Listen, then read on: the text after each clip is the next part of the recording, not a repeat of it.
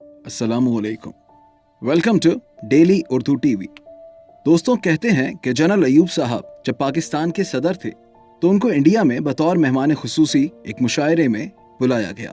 जब मुशायरा शुरू हुआ तो एक शायर ने दर्द भरी गजल से अपनी शायरी का आगाज किया।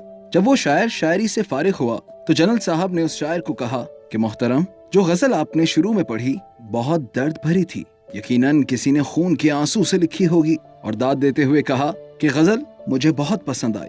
तो शायर बोले, जनाब, आपके लिए इससे बड़ी खुशखबरी और हैरत की बात यह है कि इस गजल का खालिक आपके मुल्क पाकिस्तान का है। जनरल साहब ने ये बात सुनी तो आप हैरान रह गए कि इतना बड़ा हीरा मेरे मुल्क के अंदर और मुझे पता ही नहीं।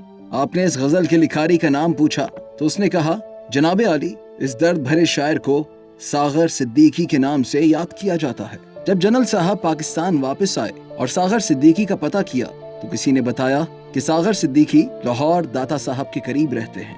जनरल साहब ने उसी वक्त अपने चंद खास आदमियों पर मुश्तमिल वफ्द तहाइफ के साथ लाहौर भेजा और कहा कि सागर सिद्दीकी साहब को बड़ी इज्जत व तकरीम के साथ मेरे पास लाओ और उनसे कहना कि जनरल साहब आपसे मिलना चाहते हैं। वो वफ्द लाहौर दाता दरबार पहुंचा तो उन्होंने अपना तारुफ करवाए बगैर दरबार के सामने खड़े चंद लोगों से शायर सागर सिद्दीकी की रिहाइशगाह से मुतालिक पूछा।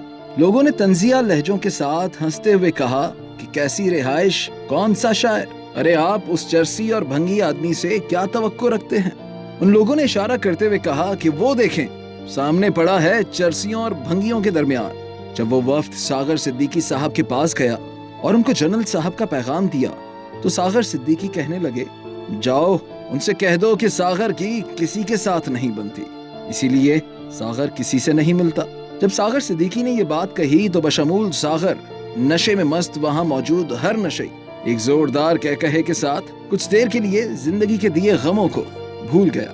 बहरहाल बेपनाह तरलों मिन्नतों के बावजूद सागर सिद्दीकी ना माने तो वो वफ्द वापस चला गया और सारे अहवाल हालात से जनरल साहब को आगाह किया। कहते हैं कि फिर अयूब साहब खुद सागर सिद्दीकी से मिलने के लिए लाहौर आए और जब उनका सामना सागर सिद्दीकी से हुआ तो सागर सिद्दीकी की हालत देखकर जनरल साहब की आंखों से आंसू जारी हो गए और फिर उन्होंने हाथ बढ़ाते हुए गम से चूर और नशे में मस्त सागर सिद्दीकी से मुसाफा करना चाहा तो सागर सिद्दीकी ने ये कहते हुए अपना हाथ पीछे हटा लिया कि जिस अहद में लुट जाए गरीबों की कमाई, उस अहद के सुल्तान से कोई भूल हुई है। आओ एक सजदा करें आलमे मदहोशी में, लोग कहते हैं कि सागर को खुदा याद नहीं। दोस्तों, चैनल को सब्सक्राइब करें और बेल आइकन पर प्रेस करें। शुक्रिया। अल्लाह हाफिज।